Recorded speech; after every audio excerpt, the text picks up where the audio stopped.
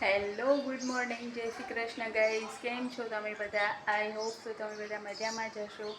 અત્યારે 8:30 જેવું થઈ ગયું છે સવારના વહેલું, અને બ્લોગ પણ ચાલુ કરી દીધું છે, અને ઘરનું ઘણું ખરું કામ પણ થઈ ગયું છે. ખાલી કપડાં એકલા જ બાકી છે. કચરા પોતા, વાસણ, આંગણા, સીરી બધું બોવારી દીધું, અને વાસણે ઘસી નાખ્યા. બધું થઈ ગયું. ખાલી એક નાહી ધોઈ લીધું, અને ખાલી કપડાં એકલા જ બાકી છે. બતાવો, ઘરમાં બધું જ તમને કામ થઈ ગયું છે. આ જો ગાઈઝ, અહીંયા ખાલી કપડાં બોળીને રાખ્યા છે ડોલમાં. અહીંયા ડોલ બીજી મૂકી છે, તેનામાં ધોઈને મૂકવાના. આ જો આંગણા બાંગણા બધું જ બોવારી લીધું છે. આ જો કેટલા ક્લીન આંગણા થઈ ગયા છે. શેરી એ બોવારી લીધી છે બારેથી. હવે ઘરમાં આ જો અહીંયા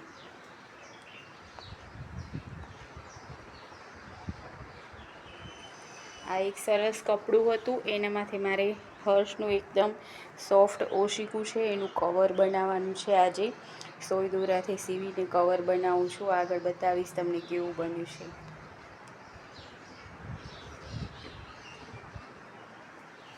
આ જો બીજા રૂમમાં પણ બતાવું તમને.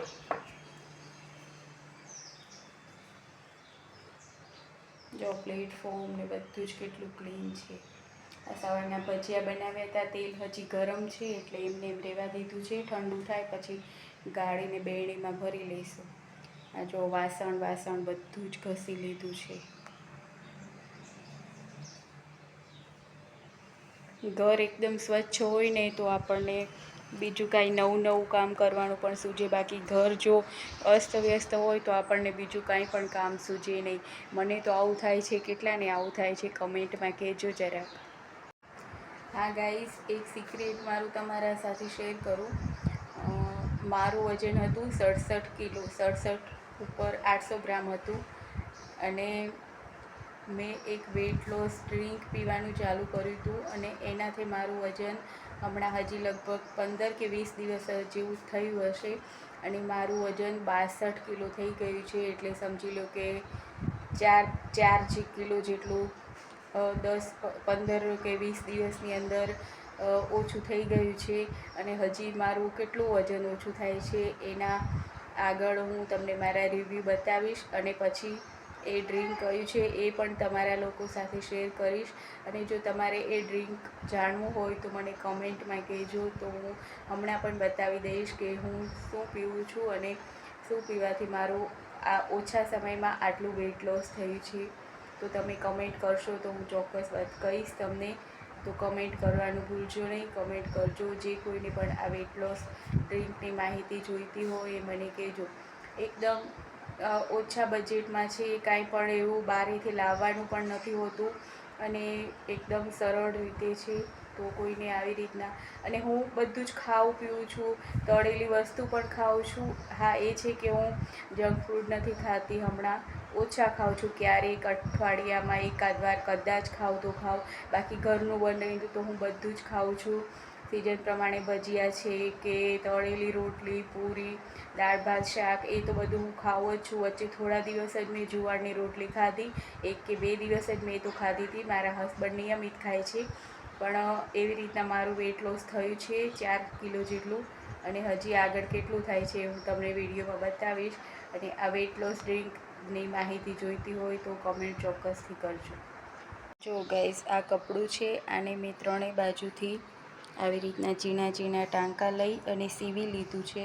આ ઉલટી સાઈડ છે, પછી સવડી સાઈડ આવી છે. આવો કલર છે ને આ ઉલટી સાઈડ છે.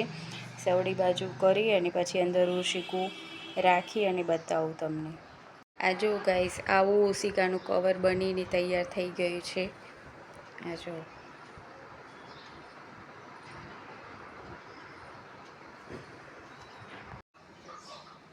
બપોરના 12 જેવું થઈ ગયું છે ગાઈઝ. આ જો આ ચકલી પાણી પીવા આવે છે. ફૂલ કેવા મસ્ત ખીલી ગયા છે. બીજી પણ ચકલી આવી પાણી પીવા માટે. આ જો કેટલી ચકલીઓ આવી ગઈ. મારી સાસરી છે ગાઈઝ, મારી સાસરી છે પાનોલ, ઈડર તાલુકામાં. ત્યાં મારી દેરાણીએ વિડીયો મૂક્યો છે મને એ હું આ મારા વિડીયોમાં એડ કરું છું. વિડીયો મારા ઘરનું અહીંયાનું કચ્છનું નથી, અમારી સાસરી પાનોલ છે, ઈડર તાલુકાનું ગામ છે, ત્યાંનો વિડીયો છે. અમારા ઘરના પાછળ વ્હાઈટ કલરનું કબૂતર અને પોપટ ને એવા બધા બહુ જ અલગ અલગ કલરના પક્ષીઓ આવે છે, તો એને થોડોક વિડીયો લીધો હતો, એ મને મૂક્યો છે અને હું વિડીયામાં એડ કરું છું. તમે જોજો, વ્હાઈટ કલરનું કબૂતર પણ છે અને ઘણા પોપટ ને એવું બધું પણ છે. પોપટ અને કબૂતર છે, બતાવું તમને.